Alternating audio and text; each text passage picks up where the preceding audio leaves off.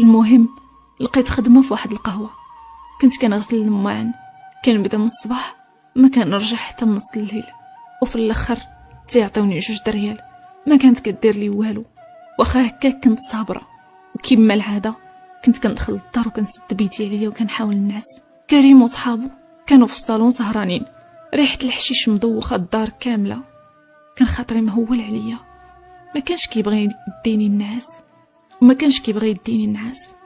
بقيت ساده عيني وكنفكر حتى داني النعاس. واحد شويه وانا كنسمع شي حد كيحل عليا الباب، ضربتني الفيقه وانا مخلوعه. غوت شكون اللي كيدق عليا الباب؟ جاوبني كريم وقال لي حلي الباب اسماء، انا غير كريم. فعلا حليت ليه الباب. واحد شويه حتى كنت تصدمت حيت ما كانش بوحدو، مدخل معاه راجل البيت نعاسنا وقال له زيد دخل.